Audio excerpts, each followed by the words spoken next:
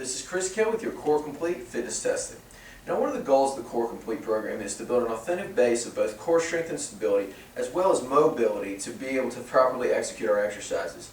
If we find that we're deficient in any of these tests, I want you to either perform our foundation circuit, our foundation program, if deficient in the plank or the side plank, or perform the daily corrective exercise for either the straight leg drill or the shoulder mobility drill, which we will demonstrate.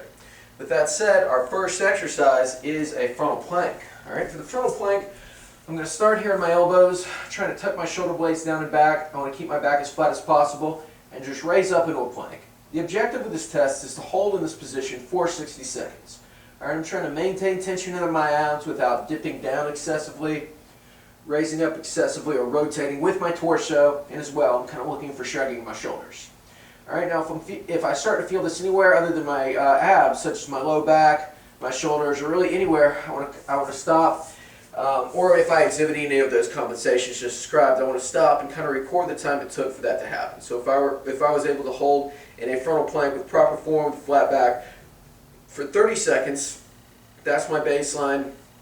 Perform our foundation circuit and retest at the end of the cycle, and that is the way that we do that. Now, for our next exercise, we have a side plank. All right, for the side plank, I'm just going to start with my legs straight here. One foot is stacked in front, the other foot is behind me. I just want to raise up into a side plank position. My torso is fully extended here, no rotation under. I'm trying to just hold in this middle position without dipping down or arching up excessively or rotating my torso under. I should be feeling this in my downside only versus my shoulder, my low back, or my really anywhere else. All right. The goal here is to perform each side for a period of 60 seconds. And as well, if you find that you're able to do maybe 45 seconds on one side versus 20 seconds on the other side, that's a red flag. We want to give a little bit more volume, more of a 2-to-1 ratio for the weak side of the strong side. So, for example, if you do 2 sets for the strong or the weak. For the stronger side, the side that you got more repage on or more time on, you want to perform double that amount for the weak side so we can bring up that asymmetry. All right, now for our next exercise, we have a doorway leg raise. All right, for the doorway leg raise, I'm going to sit up here in a doorway.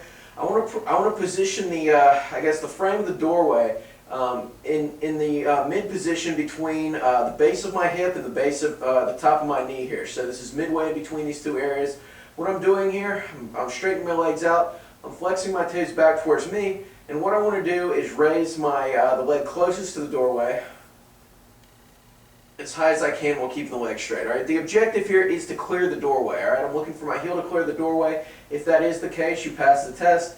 If not, if you find that you cannot clear the doorway, or if you find that your back is arching as you do so, or the down foot is turning out, that's a compensation. That's something that we want to clear up with our corrective exercise drills.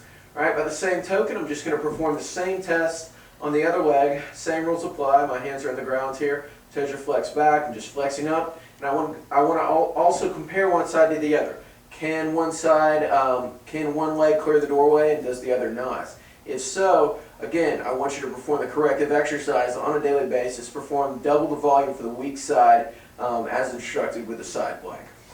Now, for our last test, we have a shoulder mobility test. All right, for this, what I'm going to do is simply ball my hands up into fists here and put them behind my back. All right, the objective is to get them as close together as possible. All right, if they're less than 2 hand lengths apart, so that's around 12 inches, then you've passed the test. Actually, if they're more than 2 hand lengths apart, so if they're down here versus very close together, then that's something that we want to look at. We want to perform the corrective exercise for this as well. If I find that one side, I can get pretty close together and the other side I cannot, then again, we want to perform, double the amount of corrective exercise or double the amount of volume for the weaker side. All right, the way we score this is the top hand. We're going to score left and right on each side. Obviously, with the doorway leg raise, that's pretty simple. With the shoulder mobility test, the top hand is the side that we score. So, for example, my right hand is on top here, so I'm scoring my right side. My left hand is on top here. I'm scoring my left side. So that is your fitness testing. I want you to retest on a monthly basis or after each cycle to make sure that you're progressing along and moving forward in our exercises.